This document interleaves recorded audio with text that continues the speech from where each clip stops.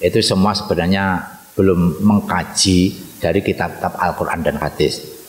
Kayak selamatan bid'ah neraka, ziarah kubur bid'ah neraka, apa gak eruh. Berarti atur ziarah kubur sing mlebu swarga golongane kono wong pira Quran. Saiki lho setiap saat, saiki ya sekarang sampai tengah Ampel penuh bis-bis yang ziarah itu. Itu satu makom ning Jemadil Kubro Mojokerto penuh. Sekarang tuh apalagi akhir-akhir ini hari saya kemarin bersama NU, juga bersama LDNU, juga bersama PCN MWCNU di rumah saya sana, itu ziarah, masya Allah padet. Lek sangka kono lagi kabeh denger ya, sing imam ya kiai sakmono. Masa ngono menerokok kabeh enek-enek ya.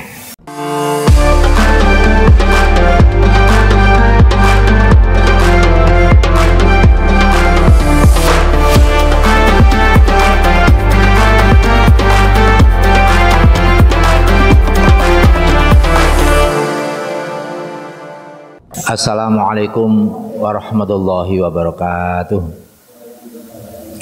Bismillahirrahmanirrahim. Alhamdulillahirabbil alamin. Wassalatu wassalamu ala sayyidina Muhammad wa ala alihi wa ashabihi ajmain, amma ba'du. Marilah kita mulai pengajian sore hari ini dan ucapan Al-Fatihah. A'udzu billahi minasyaitonir rajim. Bismillahirrahmanirrahim. Alhamdulillahirabbil alamin. Arrahmanir rahim. Maliki yaumiddin. Iyyaka na'budu wa iyyaka nasta'in. Ihdinas siratal mustaqim. Siratal ladzina an'amta 'alaihim ghairil maghdubi 'alaihim waladdallin. Amin. Bismillahirrahmanirrahim. Qala al-mu'allif wa syarih rahimahumullah nafa'ana bi'ulumin ma fid dharain. Amin. Bismillahirrahmanirrahim. Al-mizanus salisu utawi timbangan kang kaping 3. Iku mizanut tamyizi, timbangan bedakaken. Bisyawahidil ahkami, kelawan pira-pira kesaksian kang rupa pira-pira hukum. Wa huwa utawi al-mizanus salis iku tafsiliyun, bangsa tafsili. Bangsa tafsili itu bangsa terperinci. Jadi hal ini menerangkan tentang hal-hal yang kaitannya dengan bid'ah. Mengapa kok sampai iki bid'ah, ini bid'ah. Kemudian dalam pertimbangannya didelok-delok, dilihat-lihat bid'ah dan tidaknya. Di sini ada beberapa pertimbangan. Kayak begini nanti bid'ah, yang begini tidak. Maka kalau begini bid'ah berarti kita tidak boleh melaksanakan amaliyah itu. Kalau tidak terlalu, nanti dalam pertimbangannya termasuk masih koridor Ahlussunnah wal Jamaahnya tidak begitu ketat dalam memikirkan akibat, maka masih boleh dilaksanakan. Contohnya di sini pertimbangan bahwa hal-hal yang ada kaitan bid'ah itu di sini tafsil, dirinci. Yang qasimu kang dadi kandum apa al-mizanus salis ila aqsamis syariati, maring pira-pira dunduman syariat. Jadi hukum as-sittati kang 6. Termasuk hukum yang sudah terdapat dalam hukum fikih ada 6. Di sini benar, memang pada zaman Rasulullah ini tidak pernah dilakukan. Bahkan Rasulullah tidak pernah memerintahkan sesuatu. Sehingga ketika Rasulullah sudah wafat dan sudah meninggalkan beberapa periode, baru korun-korun atau golongan-golongan tertentu ini menyatakan bid'ah karena tidak pernah dijalankan oleh Rasulullah, karena tidak pernah diperintahkan oleh Rasulullah, karena tidak pernah ada satupun yang dulu pernah dilakukan oleh para sahabat atau Rasulullah. Ini bid'ah memang.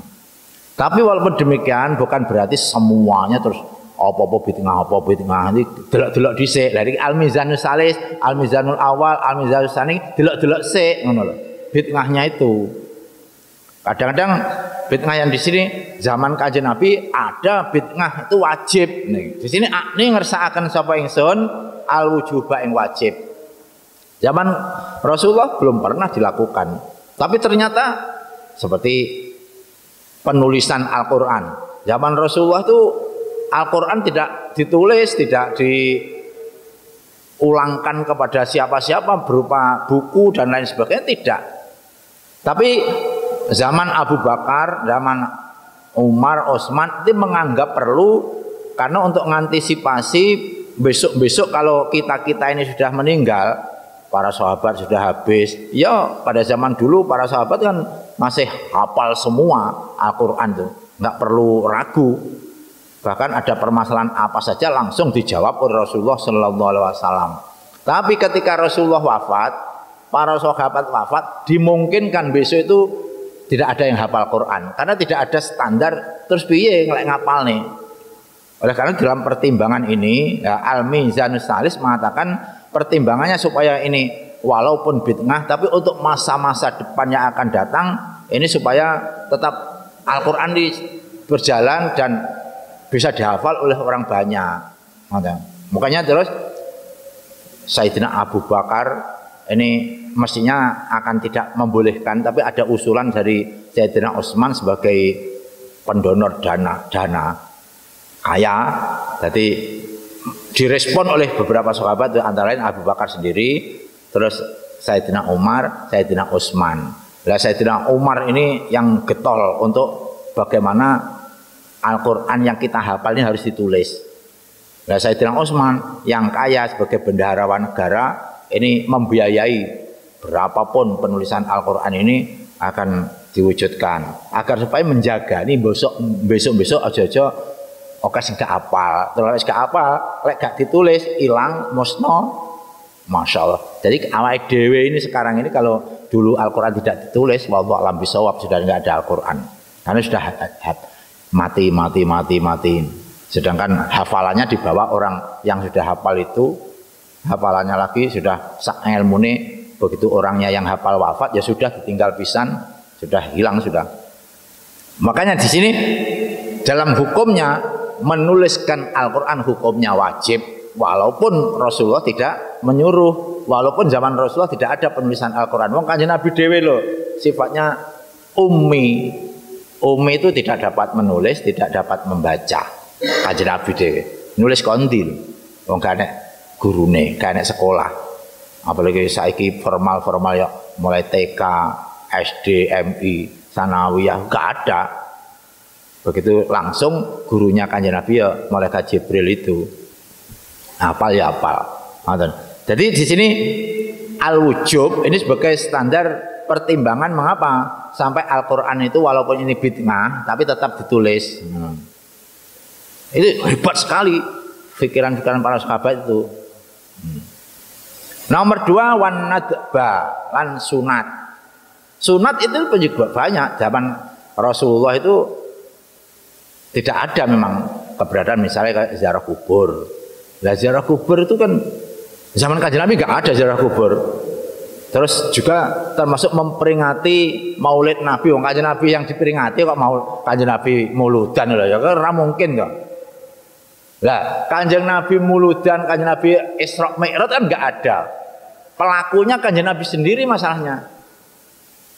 Makanya terus bid'ah. Ya benar wong-wong sing tidak memahami tentang bagaimana alur untuk mengentaskan bahwa ini bid'ah atau tidak ini. Sekarang zaman Kanjeng Nabi gak ada ya bid'ah ngono ae. Al bid'ah dhalalah wa dhalalatu finar itu. Semua apa yang zaman Kanjeng Nabi tidak ada kemudian sekarang diada-adakan itu termasuk bid'ah. Lah bid'ah itu dhalalah itu sesat.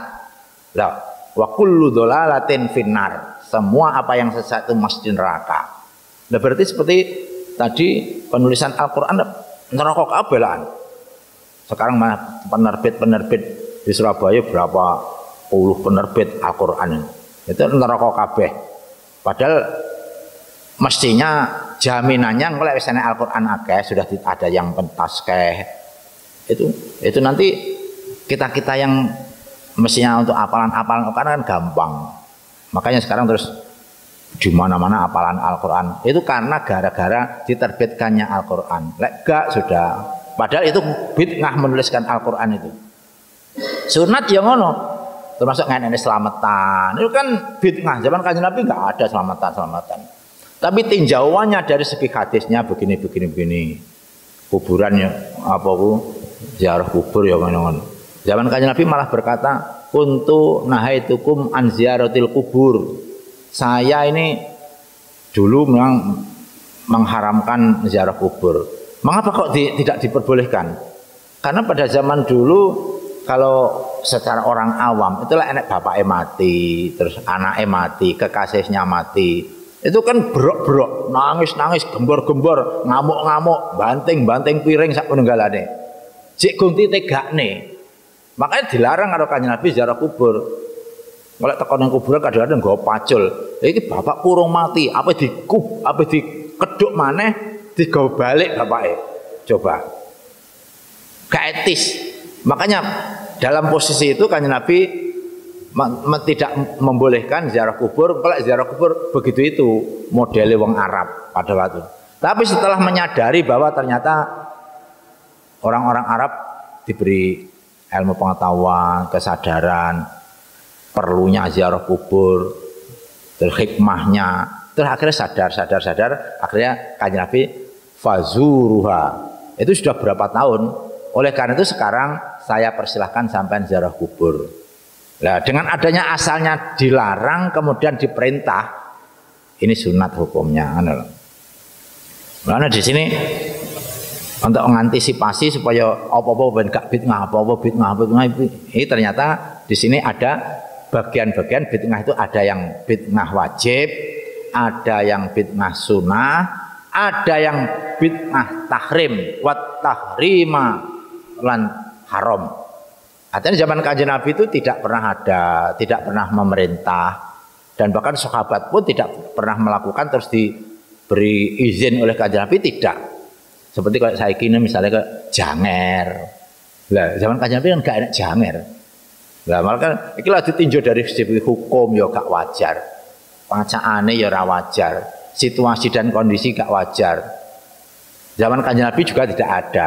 Maka ini dalam posisi untuk ngarani lah iki haram. Iki pas ngono. Karena zaman Kanjeng Nabi memang tidak ada dan ditinjau dari segi adabiah juga menyalahi hukum, ditinjau dari segi hukum fikih ya gak ada, dalilnya juga tidak ada, maka posisi-posisi begitu itu haram. Kecuali kalau nas haram ya haram ya, mangan babi barang. Ini kan nas wis gak dinyang-nyangan. Tapi kalau sekarang itu ada mungkin sampainya harus hati-hati masuk neng warung, kemudian di situ ada kemasan daging apa babi yang sudah dimasak sedemikian rupa, enaknya ya luar biasa. Ada keripik misalnya ususnya usus babi tapi usus apa keripik usus enak murah, ternyata usus babi ya haram kan, walaupun sudah dikemas sedemikian rupa, enaknya ya luar biasa, tapi karena ada unsur nas yang dalam Al-Quran bahwa babi itu haram, walaupun di apa-apa nih mbok dibumboni enak ya tetap haram. Dan ini termasuk bid'ah juga. Kayaknya orang dodol usus zaman Kanjeng Nabi, usus babi. Jadi sekarang hal-hal yang haram itu bahkan malah banyak di tengah-tengah masyarakat kita, yang dulu pada zaman Kanjeng Nabi tidak ada. Nah, ada lagi wal karohah dan makruh. Artinya jaman-jaman bid'ah, batmah, dolalah, baru dolalah masuk neraka. Wal karohah lan makruh. Zaman Kanjeng Nabi belum pernah dilakukan, belum pernah ada, dan Kanjeng Nabi tidak pernah merintah. Lah sekarang adanya. Ini juga bid'ah. Tapi delok-delok kalau ditunjuk dari sudut mungkin membahayakan ya rapatek. Tapi ada unsur kemanfaatan bagi manusia. Contohnya merokok misalnya. Merokok itu zaman Kanjeng Nabi gak ada rokok gudang garam zaman Kanjeng Nabi. zaman kehidupan zaman biasa. Nah, tapi sekarang ada rokok, malah berbagai macam merek. Itu bid'ah semua rokok-rokok itu. Tapi bagaimana? Enak sing para ulama ya seneng karo rokok. Nah, lek ditinjau dariku ternyata masih ada yang bermanfaat rokok itu. Sehingga lek dipertimbangkan antara untung dan ruginya, itu ternyata garek ndelok-ndelok enak sing menguntungkan, ada yang merugikan. Lek sing merugikan wis gak apa-apa, gak nglakoni rokok. Umpama di rokok tenan ya enak sing mendem. Gak enak sing mabuk. Malah nggon kuwi enek namanya Pak Abdul Jali, tukang adol mbako mbiyen. Iki lek sedina iki rang rokok ngono, langsung gak bisa dodol. Ngelu langsung ngletak. Tapi begitu ngerokok, lah rokok kan bermanfaat berarti. Maka dalam posisi untuk menentukan hukumnya merokok itu tinjauannya adalah dari al-mizanus salis ini. Ditimbang-timbang, akhirnya ternyata rugi ya gak nemen, bahagia ya terus njopo. Makanya terus hukumnya makruh kayak merokok bareng. Termasuk yang sekarang tidak ada ini, kayak ngaji nganggo mic itu kan ya zaman Kanjeng Nabi nggak ada itu. Bangku ini nggak ada. Apalagi sekarang sudah banyak yang elektro luar biasa, HP. Zaman Kanjeng Nabi itu nggak ada. Itu ya juga bid'ah, HP barang itu. Mana lah. Oleh karena itu, malah untuk menyikapi hal-hal yang demikian ini, kita sebagai orang Muslim jangan gegabah memberi hukum tiba-tiba bid'ah, itu bid'ah, galak delok-delok. Jadi ada hukum tuh, bid'ahnya ada dibagi wajib, ada yang sunnah, ada yang haram, ada yang makruh, ada yang khilaful aula. Wa khilafal aula dan khilafal aula. Khilafal aula itu sebenarnya sudah banyak orang yang melaksanakan amal ibadah begini. Apa ya? Terus kemudian enek wong ngedekne ibadah nek sing padha ngibadahi wong kuwi tapi tidak njalur khilaful aula. Kayak zaman Kanjeng Nabi dulu tarawih kan tidak ditentukan berapa rakaat. Sing garange 20 rakaat itu kan Sayyidina Umar. Wes, penak-penak sekarang sudah ditentukan saiki iki. Tarawihnya ya stabil lah 20 rakaat, 20 yang dinten. Dadak saiki ya tarawih. Tapi nganggo 50 rakaat madhep ngalor itu kan khilaful aula. Ya tarawih sakjane, tapi enggak sesuai dengan aturan yang berlaku secara umum. Ngoten, kayak ngaji ngene iki. Ngaji kadang-kadang supaya memantapkan pendengar, ngajinya itu disuruh ngambungi bukune satu-satu idono barang bendang paham misalnya. Khilaful aula. Wong enak kita kok ngidoni semuanya bendang paham jare ngono. Jadi bahasa-bahasa Bang Bitutan khilaful aula. Ngajine apik sajane. Tapi napa kita kok ngidoni barang? Dua alasan karena orang itu kalau mengaji konsentrasi pada keterangan terus diidoni, maka itu nanti akan meresap lagi masuk ke badan tubuh sehingga tubuh ini akan menjadi cerdas barang. Kondi dalile kan enggak ada. Ngono lho. Itu khilaful aula. Kalau ada hukum-hukum yang khilaful aula tidak boleh dijalankan. Ngaten. Ini banyak, yoga. Terus yang terakhir wal ibakata lan wenang. Wenang itu boleh. Artinya terserah kamu. Zaman Kanjeng Nabi tidak ada.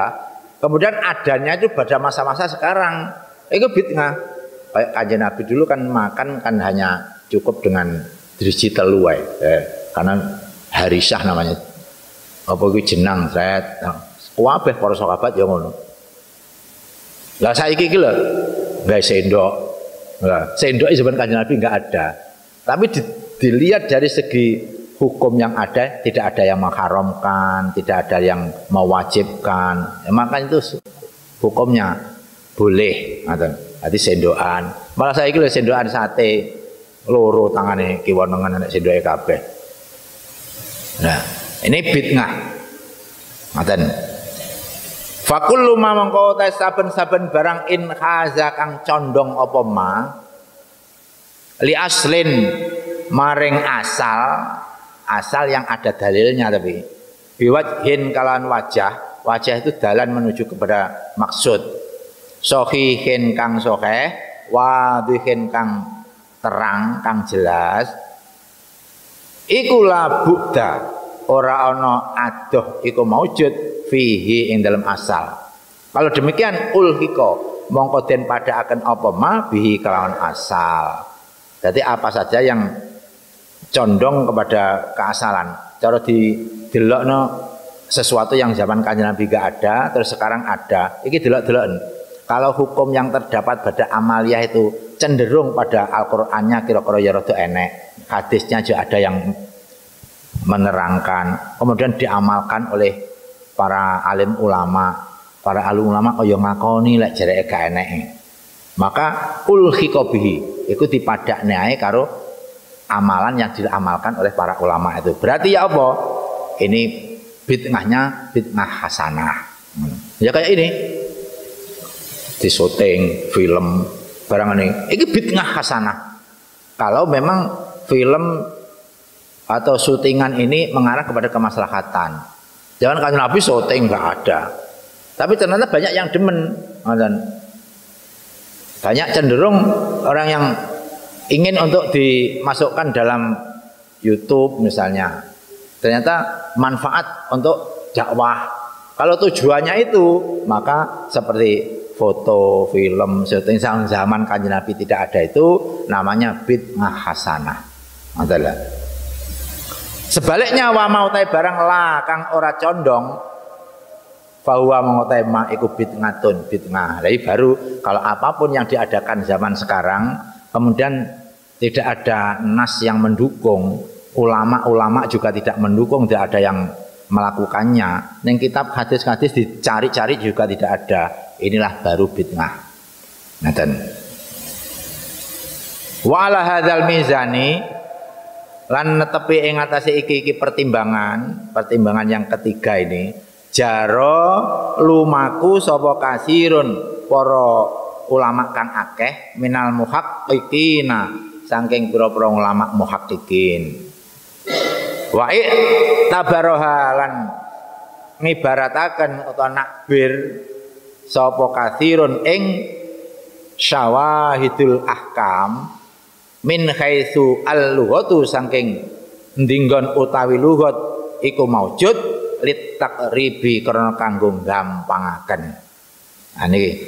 Jadi apa saja menurut pertimbangan ini golek bid'ah orane iku pokoke deloken para alim ulama yang baraluan Ahlussunnah wal Jamaah nglakoni apa ora. Lek ternyata kabeh-kabeh ternyata yang nglakoni ora masalah. Terus ditinjau dari segi Al-Qur'an juga ada yang melarang sama sekali. Ning hadis ya juga tidak melarang. Dan dalam kondisi masyarakatnya juga mendukung, tidak ada masalah lah. Nah, maka inilah yang diambil oleh para ulama. Kita boleh untuk melaksanakan ini. Bahkan sekarang loh, cara umpamane kehidupan di zaman kita sekarang ini. Kira-kira lek sing murni asli apa yang pernah dilakukan Kanjeng Nabi mbiyen enggak ada sekarang. Semuanya bid'ah. Wis to, ketoke apik atau bahkan sing paling elek. Ini bid'ah rata-rata. Bahkan tidak rata-rata, hampir 100%. Kayak masjid ini. Masjid Nahdhah. El-Muttaqin bid'ah ini. Zaman Kanjeng Nabi pian gak enak masjid mewahnya seperti ini. Gak ada. Bahkan enak hukumnya masjid itu dihiasi-hiasi enak sing ngukumi makruh barang. Tapi kalau makruh dihiasi saja makruh. Tapi ternyata untuk menyemangatkan orang yang beribadah di masjid yang dihiasi api-api ini menjadi hilang makruhnya. Bapak saiki lho wong sing mampir-mampir orang musafir itu milih masjid sing apik jere. Masjid sing elek-elek gak patek kangge saiki. Oh berarti masjid perlu diperbaiki. Perlu ditingkat, perlu dihiasi yang sehebat mungkin. Lek perlu cagake kan di tulis-tulis sing menarik ngono. Lah lek wis ngono akhirnya banyak orang yang sholat di situ. Lah iki hilang makruhnya. Makruh sajane jadi bid'ah. Lah apa bid'ah, apapun yang orang bicara bid'ah ya bid'ah semua. Seperti zaman dulu nggak ada mobil. Haji yang numpak unta. Lek saiki pengen haji golek unta, lek pengen gak bid'ah. Loh, mobil ini bid'ah. Tapi kalau mobil untuk alat transportasi kemanfaatannya lebih banyak daripada kemudaratannya, maka sesing duwe mobil iki kadang-kadang mendapat pahala ya kan. Kadang delok-delok posisi apa yang dilakukan itu sesuai dengan standar sunnah apa enggak. Wes apa mik ini ya. Saiki lho ngaji lerene mike. Gak semangat jere. Padahal mic itu bid'ah yoan. Ngoten. Maka mic iki delok-delok kalau mic ini banyak manfaatnya untuk kepentingan dakwah li'ila'i kalimatillah, maka mic itu diperlukan. Hukumnya sunat. Nah ini caranya begitu. Jadi bid'ah itu ada bid'ah dolalah, ada bid'ah hasanah. Bid'ah dolalah yang sudah jelas-jelas zaman Kanjeng Nabi tidak ada, tidak dilakukan pada zaman sahabat juga, Kanjeng Nabi pun juga tidak memerintahkan. Tapi di dalam dalil-dalil Al-Quran hadis juga tidak ditemukan kalau itu diperintah, bahkan tidak ada contoh-contoh baiknya, malah merugikan dari kalangan masyarakat. Itu namanya bid'ah dolalah. Tapi kalau zaman Kanjeng Nabi pun walaupun tidak ada, zaman sekarang itu malah tidak ada zaman sing dilakoni zaman Kanjeng Nabi biyen. Saiki apa enek wong mangan dirsi telu nih, gak ada. Zaman Kanjeng Nabi lu semua ini, gak ini. Saiki malah 100% sampel. Kene mangan, kene sik nyekel kerupuke kene. Dadi 10 driji dikanggekne kabeh untuk makan. Padahal itu bid'ah. Nah, zaman Kanjeng Nabi gak ada. Nah, zaman Kanjeng Nabi gur driji telu lho. Iki gak tau melok iki, gak tahu mambu kerupuk, gak mambu iwak, gak driji sing dikelincing karo andinge. Ngene tok ae. Coba. Saiki lek kok ngene tok suwen, saat ditinggal lunga. Ngono. Makanya ya bid'ah perlu kita bicarakan secara baik-baik dan harus kita carikan solusi. Yang mana toh kira-kira amaliyah kita yang bid'ah, amaliyah kita yang tidak bid'ah. Tapi insya Allah kalau kita tetap meneliti Ahlus Sunnah wal Jamaah, ini sampun dibuatkan rambu-rambu. Artinya apapun yang sudah digebur-geburkan oleh orang-orang yang anti amaliyah Ahlus Sunnah wal Jamaah itu semua sebenarnya belum mengkaji dari kitab-kitab Al-Quran dan hadis. Kayak selamatan bid'ah neraka, ziarah kubur bid'ah neraka, apa gak eruh. Berarti atur ziarah kubur sing mlebu swarga golongane kono wong pira Quran. Saiki lho setiap saat, saiki ya sekarang sampai tengah Ampel penuh bis-bis yang ziarah itu. Itu satu makom ning Jemadil Kubro Mojokerto penuh. Sekarang tuh apalagi akhir-akhir ini hari saya kemarin bersama NU, juga bersama LDNU, juga bersama PCN MWCNU di rumah saya sana, itu ziarah, masya Allah padet. Lek sangka kono lagi kabeh denger ya, sing imam ya kiai sakmene. Masa ngono meneroko kabeh enek-enek ya. Ayo gak wajar.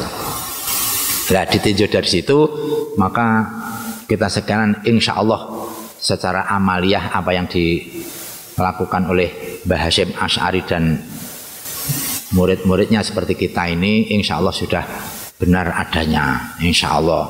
Ya mudah-mudahan apa yang kita mendapatkan pelajaran dari guru-guru kita ini tidak ada yang keliru, dan yang tanggung jawab malah Mbah Hasyim. Wis tok apa sing tak ulang ning awakmu iki kok sampe enek kelirune, aku sing tanggung jawab. Seumpama mlebu neraka kowe mlebu swarga, aku sing mlebu neraka. Sampai taruhane ngono ae. Mulane apa yang dituliskan di dalam kitab Risalah Ahli Sunnah wal Jamaah ini sing ngarang langsung tangan beliaunya Mbah Hasyim Asy'ari. Ini setelah kita baca walaupun sedikit-sedikit ini tadi malah belum saya pelajari. Niki insyaallah kayak mantep kangge kita sekalian, dan jangan ragu belajar aswaja ini, insyaallah bener adanya. Karena kita terus tahu wong sing ngarani jereke bid'ah ngono iki ya rumah saku ya ora patek salat iki kan pendukungnya yo an gur gembor-gembor tok. Iki apa-apa bid'ah. Kalau dhewe kadang iki ora setuju jane muni ngono. Gak didelok kondisi lapangan. Masyarakatnya sing paling akeh itu orang-orang yang ziarah kubur apa sing gak. Orang-orang yang kunut apa tidak. Kunut itu jare tidak ada zaman Kanjeng Nabi kunut. Bid'ah, neraka, salah, tidak sah salatnya. Loh, sampai ngono memutuskan sendiri tanpa dasar Al-Qur'an dan hadis. Padahal hadisnya sudah jelas. Ini kalau kurang lengkap, hadis itu tidak hanya khusus Tirmidzi, Nasai, tidak itu lek pengen golek hukum yang sebenarnya yo Al-Hadis Sab'ah itu kong golek kabeh tentang kunut misal enek ora ning kene. Oh iya kok gak enek. Delok sitoke. Sitoke gak enek, sitoke maneh. Nanti pasti akan menemukan yang sahih. Ngaten. Makanya kita sekalian wis penting ngamaliyah sesuai dengan apa yang sudah diajarkan oleh para pimpinan alim ulama kita, dan jangan sampai tidak kita doktrin pokoknya kayak ziarah kubur sunat hukume, kunut sunat hukume, selamatan sunat hukume. Bahkan saiki lho arepe panen selamatan ya dibancai, ape tandur bancai, ape gawe omah dibancai. Ini zaman Kanjeng Nabi gak enek, ape bangun omah bancai. Wong kono ngetok-ngetok wit kurma. Glugu kurma tok cagake. Terus genthenge ya pelapah kurma iku. Lah saiki gentheng ini bid'ah ya an. Lah apa-apa dianggap bid'ah, apa-apa bid'ah ya garek ndelok aku ki sakjane bid'ah tenan apa ora aku gitu. Mbok selidiki bid'ah semua. Termasuk zaman Kanjeng Nabi gak ada jam. Karena titis. Saiki jam sakmene iki sak jamene. Ngono titis biyen iki. Lah isuk ya waya salat, waya ngisak ya waktu ngisak. Zaman sian itu lahirnya itu dibantu oleh batinnya. Jadi roh saiki jam sakmene, tanggale sakmene apal. Lah saiki ra nggo jam, ra nggo HP, ra roh jam piro. HP maghrib tidak ndelok sik jam enggak penggalane.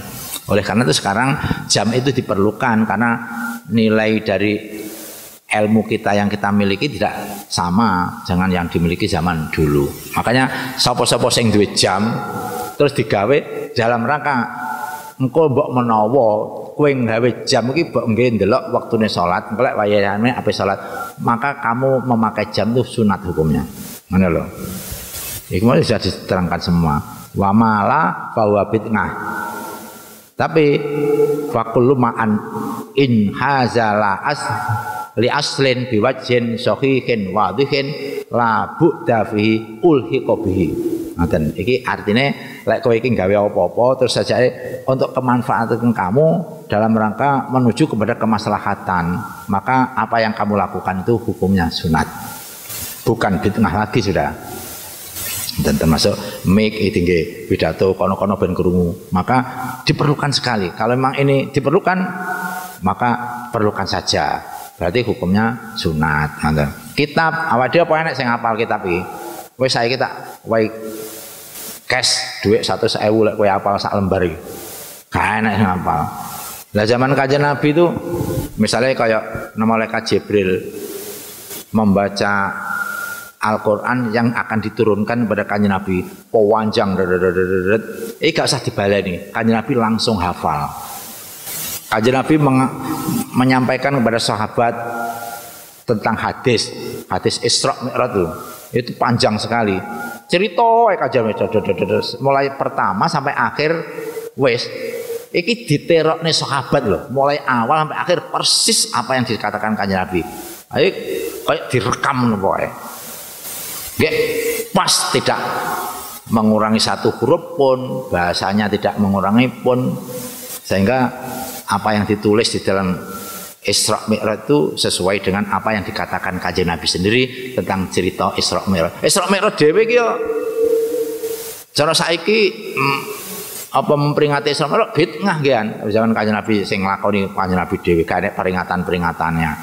Tapi bagaimana untungnya lek awake dhewe iki ngenek nih peringatan Isra Mi'raj iki supaya ingat bahwa Isra Mi'raj dulu dilakukan oleh Kanjeng Nabi dan berbagai macam cara yang ben roh lek rati peringati kan awake dhewe lali terusan. Jadi biografinya Isra Mi'raj akhirnya tahu kita.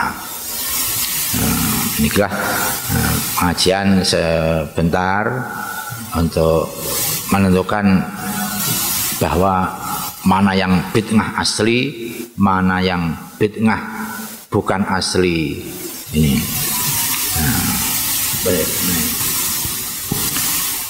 Demikian pengajian yang saya sampaikan, mudah-mudahan ada barokah manfaat ilmu kita fi dunya khatal akhirah, sehingga kita sekarang mendapatkan pahala.